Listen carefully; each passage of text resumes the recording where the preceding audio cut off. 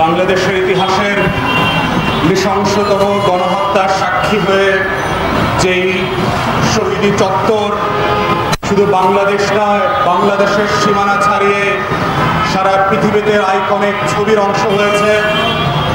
জাতিসংঘ থেকে শুরু করে পৃথিবীর আন্তর্জাতিক মহলে যেই চত্বরের শহীদি ভাইদের ছবি এবং আন্দোলনের লড়াইয়ের গল্পগুলো ছড়িয়ে গেছে, প্রফেসর ইউনূসের নেতৃত্বে যে ছবির আর্টিস্টিক ফ্রেম সারা দুনিয়াতে দেওয়া হয়েছে, যাত্রাবাড়ির শহীদি চত্বরে উপস্থিত জনতা, সেই শহীদি পরিবারের সদস্যরা যারা আছেন, যে শহীদের মাকে আমরা কিছুক্ষণ আগে দেখলাম, এই বাংলাদেশের ইতিহাসে সংশোধন সাক্ষী হয়ে যেই চত্বর লড়াই করেছে, আজকের এবি পার্টির তরফে সেই চত্বরে আমরা এসেছি। বাংলাদেশের ইতিহাসের যে গণ অভ্যুত্থান হয়ে গেছে 2024 সালের জুন, জুলাই, আগস্ট মাস জুড়ে বাংলাদেশের ইতিহাসের সবচেয়ে ভয়ঙ্কর নমরুদ এবং ফেরাউনকে যেভাবে এই দুঃশাসনের 16 বছর থেকে বাধ্য করে পালাতে হয়েছে এবং সে তার প্রভুর দরবারে দিল্লিতে গিয়ে আশ্রয় নিয়েছে, সেই যাত্রাবাড়ির শহীদদেরকে যে 58 জনের নাম ফলক এখানে লিপিবদ্ধ করা আছে, আমরা সেই সকল শহীদদেরকে শ্রদ্ধা ভরে করছি, তাদের রুহের মাগফিরাত কামনা করছি। সারা বাংলাদেশকে বলছি যে লাল সবুজের পতাকাটা আজকে আপনারা নতুন করে স্বাধীনভাবে দেখতে পাচ্ছেন। যেই বাংলাদেশ 16 বছরের ফেরাউনি শাসন থেকে আবার নতুন করে স্বাধীন হয়েছে, যেই বাংলাদেশকে আপনারা 16 বছর পরে নমরুদের কবল থেকে স্বাধীন করে আবার বাংলাদেশের লাল সবুজের পতাকার রঙে ফিরায় নিয়ে আসছেন, যেই আবু সাইদ মুগ্ধরা রক্তে রক্তে সারা বাংলাদেশকে লাল করে দিয়ে 1700 শহীদের নাম লিপিবদ্ধ করেছে, সেই লিপিবদ্ধ করা চত্বরের প্রান্তর থেকে আমরা বাংলাদেশের জাতীয় শত্রুদেরকে মনে করিয়ে দিতে চাই, চট করে বাংলাদেশে আসা যাবে না। যত বড় শক্তি থাকুক, আপনি যত বড় ফেরাউন আর নমরুদ হন, যত বড় সাম্রাজ্যবাদী শক্তি আপনার পাশে থাকুক না কেন, মনে রাখবেন আবু সাইদ আর মুগ্ধরা চট্টগ্রামে যেভাবে সাইফুল হয়ে ফিরে এসেছে, যাত্রাবাড়ির 58 শহীদের উত্তরসূরিরা আবার নতুন করে ফিরে আসবে। দিল্লির দাসত্ব, ইসকনের নামে অরাজকতা, আনসার লীগের নামের অভদ্রতা, ছাত্রলীগের গুন্ডামি বদমাইশের দিন বাংলাদেশে আর ফিরে আসবে না। আওয়ামী লীগের কবর রচিত হয়ে গেছে বাংলার জমিনে এবং যাত্রাবাড়ির বিপ্লবী চত্বর থেকে শহীদরা সেই কথা আবার মনে করিয়ে দিয়েছে।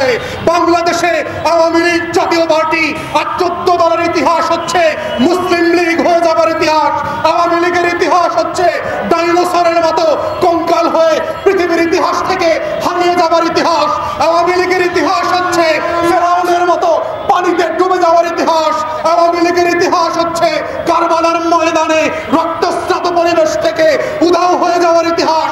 আওয়ামী লীগের ইতিহাস হচ্ছে শত শত হাজার হাজার বিপ্লবীদেরকে চ্যালেঞ্জ করে পরাজিত হবার ইতিহাস। পরাজিত শক্তিরা বাংলাদেশে আর ফিরে আসবে না। যাত্রাবাড়ির শহীদরা জীবিত হয়ে আবার ফিরে আসবে, আবার লড়াই করবে, আবার সামনে দাঁড়াবে।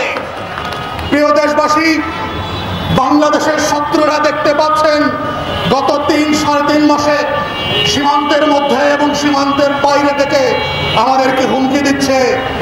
ভারতের সৈন্যবাহিনী নাকি উত্তর দিনাজপুরের সীমান্তে এসে দাঁড়িয়েছে।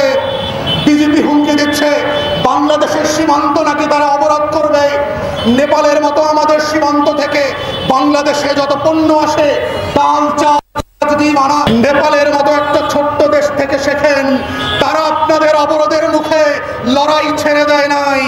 বাঙালিরা যারা জেগেছে গত 3 মাসে, 16 বছরে যারা লড়াই করেছে নমরুদ আর ফেরাউনের বিরুদ্ধে, এই জাতি না খেয়ে থাকবে। না খেয়ে থাকার অভ্যাস আমাদের আছে। বছরে একবার আমরা না খেয়ে থাকি, সেই জাতিকে হুমকি দেবেন না। ডাল, চাল আর পেঁয়াজে হুমকি দেবেন না। না খেয়ে থাকবো দাউলিয়াত্বের কাছে, জাতীয় শত্রুর কাছে বাংলাদেশের স্বাধীনতা সার্বভৌমত্বকে গাদ্দার বেঈমানদের মতো, আওয়ামী লীগের মতো আমরা বিক্রি করে দেব না।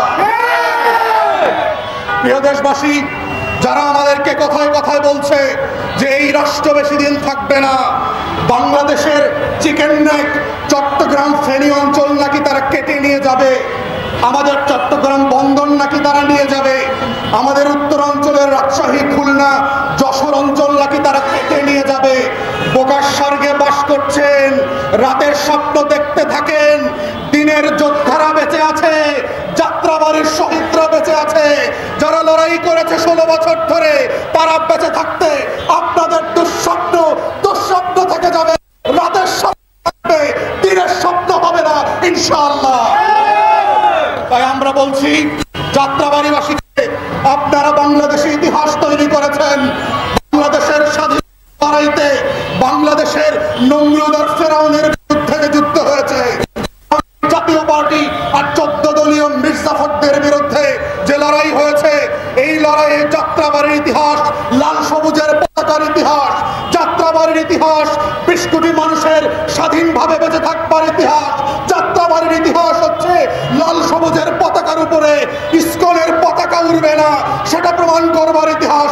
যাত্রাবাড়ির ইতিহাস হচ্ছে রক্ত দেবে, বুলেটের সামনে যুদ্ধ করবে, জীবন দেবে, লাশের উপর লাশ জমবে, তারপর নমরুদ আর ফেরাউনের কাছে মাথা নত না করবার ইতিহাস।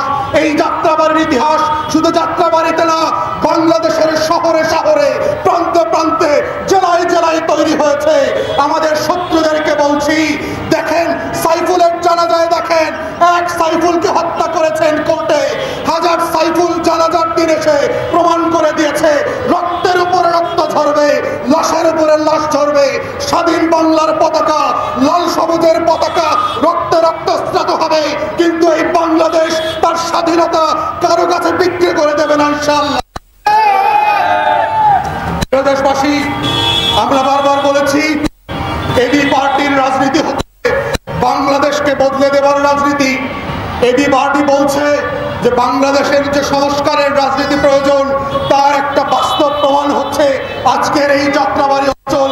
আপনারা প্রত্যেকদিন দেখতে পাচ্ছেন, এবং যে ভোগান্তির শিকার আপনারা দেখেন, যারা এই অঞ্চলে থাকেন, প্রত্যেক দিন এবং প্রত্যেক রাতে আপনাদেরকে এই ভোগান্তির শব্দ স্বীকার করতে হয়। পরিমাণ ধুলোবালির মধ্যে আপনাদেরকে বসবাস করতে হচ্ছে। প্রত্যেকটা রাস্তা হচ্ছে ভাঙা, ফুটপাতের ময়লা রাস্তায় গিয়ে পড়ছে, বৃষ্টি হলে রাস্তাগুলো ডুবে যায়, ধুলাবালিতে এই অঞ্চলের মানুষ অসুস্থ হয়ে যাচ্ছে। ফ্লাইওভারের উপরে এবং নিচে বিদ্যুতের তার থেকে শুরু করে নাগরিক সুবিধার দন্তন্য পর্যন্ত নাই। তাই আমরা অন্তর্বর্তীকালীন সরকারকে বলছি, আপনারা অনেকে এই উপদেষ্টা পরিষদের সদস্য হয়েছেন, কিন্তু গত 16 বছরের এই লড়াই আন্দোলনে 2 দিনের ঘাম ঝরান নাই, একটা মিছিল করেন নাই, 3টে স্লোগান দেন নাই। আপনাদেরকে আমরা দয়া দাক্ষিণ্য করে অন্তর্বর্তীকালীন সরকারের সদস্য বানিয়েছি এই কারণে যে আপনারা নাগরিক সুবিধা নিশ্চিত করবেন। কিন্তু আমরা দেখতে পাচ্ছি গত 3.5 মাসে বর্ষাকাল পেরিয়ে শীতকাল চলে আসছে, যে পরিমাণ দূষিত বায়ু বাংলাদেশ এই অঞ্চলের মানুষদেরকে প্রতিদিন এবং প্রতি রাতে নিতে হচ্ছে, সেখান থেকে ওনাদেরকে বাঁচানোর কোনো তাগিদ, কোনো উদ্যোগ আমরা দেখতে পাচ্ছি না। তাই অন্তর্বর্তীকালীন সরকারের যোগাযোগ উপদেষ্টাকে বলছি, পরিবেশ উপদেষ্টাকে বলছি, এই শীতের ভিতরে আপনারা উদ্যোগ নেবেন, ধুলাবালি কিভাবে যায়, এই অঞ্চলে শব্দ দূষণ বন্ধ করা যায়, প্রত্যেকটা রাস্তা যেভাবে ভেঙে চুরে খান খান হয়ে গেছে, এগুলোকে মেরামতের ব্যবস্থা করবেন। ডিসেল লাইন থেকে শুরু করে প্রত্যেকটা নাগরিক সেবা যেভাবে এখানে মানুষকে ভোগান্তি দিচ্ছে, এই ভোগান্তির নিশ্চয়তা দিবেন যে এই ভোগান্তি আর থাকবে না। আপনাদেরকে দেখতে চাই, আপনারা এসি রুম থেকে বেরিয়ে আসেন, উপদেষ্টারা এসে দেখেন যাত্রাবাড়িতে মানুষ কিভাবে বাস করছে, প্রত্যেক দিনের হয়রানি এবং ভোগান্তি তাদেরকে কিভাবে কষ্ট দিচ্ছে। এরপর আমরা দেখেছি রাজনৈতিক চাঁদাবাজি, প্রত্যেকটা বাস স্ট্যান্ড এবং টেম্পো স্ট্যান্ড নতুন চাঁদাবাজদের দখলে গেছে। এটা তো বাংলাদেশের ওয়াদা ছিল না। আমরা বলেছিলাম যে নতুন বাংলাদেশ হবে যেখানে পুরাতন আমলের গুন্ডামি, বদমাইশি, চাঁদাবাজি থাকবে না। কিন্তু আমরা দেখলাম আগস্ট বিপ্লবের রক্ত দাগ শুকাতে না শুকাতেই প্রত্যেকটা bus stand, tempo stand, auto stand হয়ে গেছে। দুর্নীতিবাজ প্রশাসনিক কর্মকর্তাদের নামে এই চাঁদাবাজিগুলো বন্ধ করেন, যে কোনো মূল্যে এই অঞ্চলের মানুষদেরকে নিরাপত্তা এবং স্বস্তির ব্যবস্থা করেন। তৃতীয়ত বলছি, যাত্রাবাড়ি অঞ্চলে ব্যবসায়ীরা শান্তিতে ব্যবসা করতে পারছে না। প্রত্যেক দিন যানজটের কারণে তাদের যে পরিমাণ কর্মঘণ্টা এবং আয়ুর ক্ষতি হচ্ছে, এই ব্যবসা বান্ধব পরিবেশ ফিরায় নিয়ে আসেন, এবং এটা খুবই জরুরি। অনতিবিলম্বে বাংলাদেশের অর্থনৈতিক চাকা